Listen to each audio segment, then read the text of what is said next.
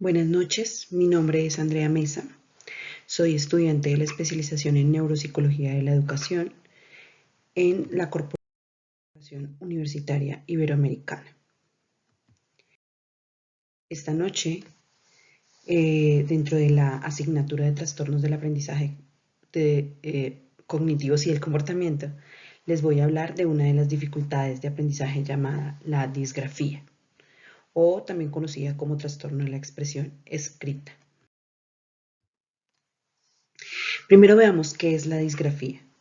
Esta palabra proviene del término griego dis, que está asociado al significado impedido, acompañado de grafía, que significa hacer letras a mano. Es por esto que la disgrafía se considera como una alteración en la expresión escrita. Según Portellano, en 2010, el término es usado cuando hay dificultades específicamente con la caligrafía y la ortografía, aunque para este último, para la ortografía, ya hay un término apropiado que es disortografía. En los años 70 se pensaba que el término disgrafía tenía que ver únicamente con un aspecto de tipo motor, es decir, con la praxis de la escritura, y por ello la llamaron gesto de la escritura. En el año 2003 el término ya fue reconocido como tal y el objetivo de este término fue específicamente un trastorno que se centraba en las dificultades ortográficas.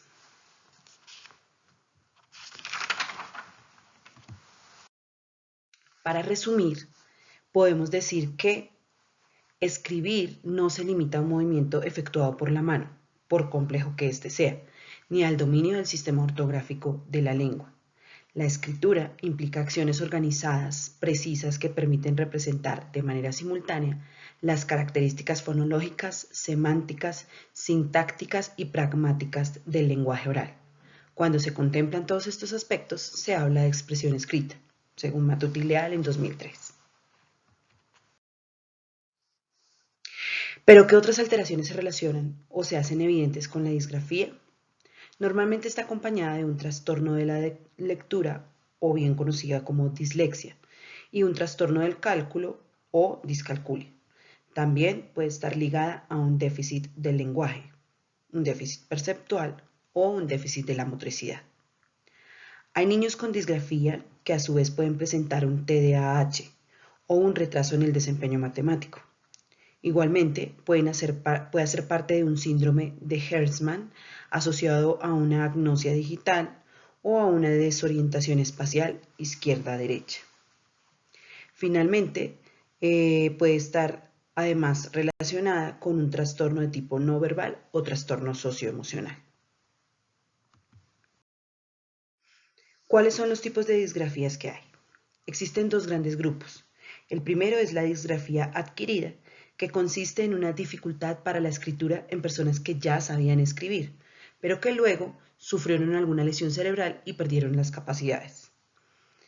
La segunda es la disgrafía evolutiva. Esta suele ser más frecuente en los niños pequeños, hasta los 7 años de edad, cuando se comienzan a ver signos durante el proceso de aprendizaje. A partir de los 7 años de edad se empiezan a ver ese tipo de dificultades en el proceso de aprendizaje.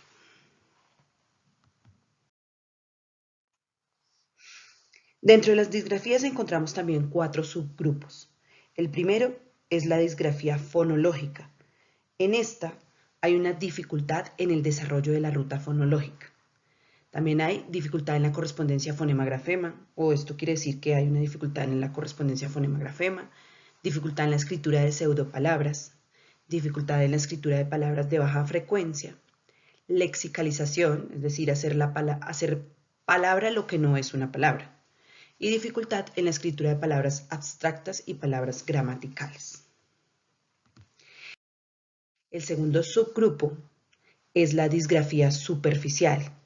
En ella se presenta una dificultad en el desarrollo de la ruta ortográfica. Allí no hay dificultad en la correspondencia fonema-grafema, por lo que pueden escribirse pseudopalabras. No hay efecto de frecuencia. Hay regularización, regularizar las palabras que son irregulares, y se presentan también errores ortográficos. El tercer subgrupo es la disgrafía mixta. en donde hay una dificultad en el desarrollo de la ruta fonológica y ortográfica. La ruta, como su nombre lo indica, comparte las características de los dos grupos anteriores, ya que al presentarse una alteración en una de las vías puede afectar la otra vía. La última, el cuarto subgrupo, es la disgrafía motora.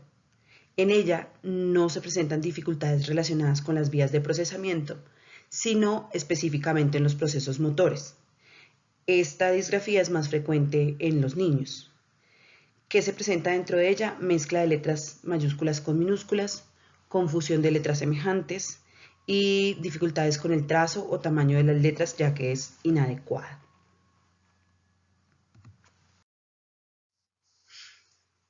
Ahora hablemos sobre las características propias de la disgrafía. Desde que inicia el proceso escolar, a los niños les toma mucho esfuerzo y tiempo escribir y lo hacen más despacio que el resto de la clase. Aparece al inicio de la escolarización y puede ir en aumento, la disgrafía. En ella los trazos de las letras no son uniformes, hay diferentes tamaños en las letras y palabras en general. Se presentan movimientos lentos al escribir, rígidos y tensos, se les dificulta a los niños y se cansan del momento de escritura. Hay una dificultad para organizar cada letra dentro de una palabra o una palabra dentro de una oración. También hay una postura corporal incorrecta al momento de escribir. Falta control en la presión que se ejerce sobre el lápiz cuando están escribiendo. Presentan letras o grafías difíciles de comprender. Hay comúnmente una escritura en espejo, es decir, una escritura al revés. Hay espacios irregulares o incorrectos en las letras, palabras o sílabas. También hay una presentación deficiente de los trabajos como consecuencia de haber hecho varios intentos al borrar las palabras para volver a escribirlas, para reescribirlas. Se da un uso incorrecto de las letras mayúsculas y minúsculas, a veces las combinan. Hay omisión de letras, también hay textos con inclinaciones. Es importante señalar que un buen diagnóstico de disgrafía se debe hacer con un especialista, dado que es una condición con variedad de factores y no se trata únicamente de dificultades ortográficas.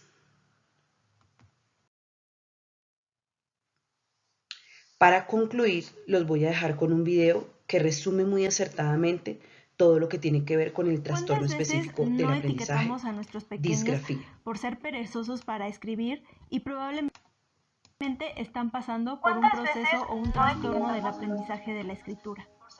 Quédate a ver de qué trata el trastorno específico del aprendizaje relacionado con la escritura o disgrafia.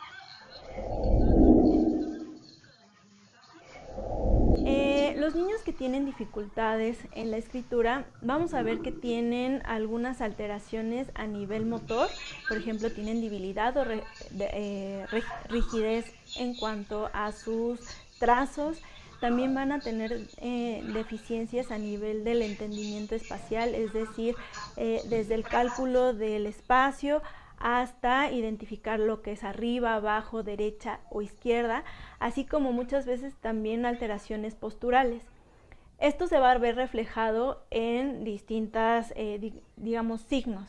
Por ejemplo, son niños que tienen una caligrafía deficiente, suelen confundir letras, por ejemplo, la P con la Q, la A con la E, y también pues van a ver deficiencias en la ortografía.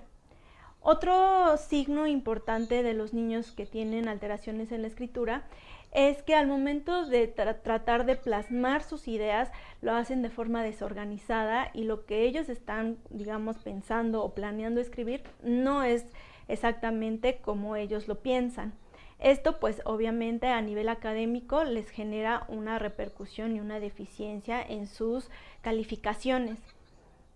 Es bien importante identificar a estos pequeños porque muchas veces también son catalogados como flojos o descuidados, ya que su caligrafía es deficiente, o muchas veces por estas alteraciones espaciales el entendimiento de letras es mucho más lento y entonces les lleva más tiempo y son menos eficientes al momento de la copia en el pizarrón, por lo que muchas veces no terminan sus trabajos. Si nosotros empezamos a ver algunos de estos signos, es importante detectarlos para poder intervenir de forma precoz.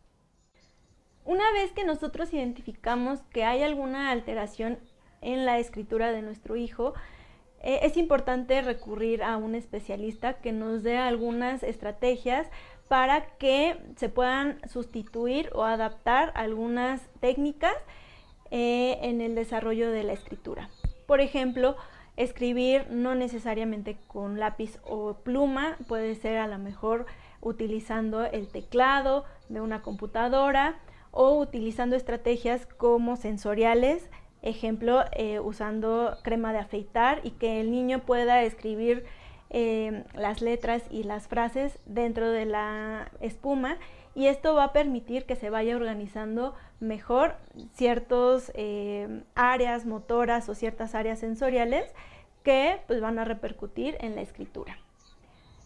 Seguiremos platicando un poco más sobre estrategias relacionadas a la adquisición de la escritura. Sígueme en redes sociales y en mi canal de YouTube.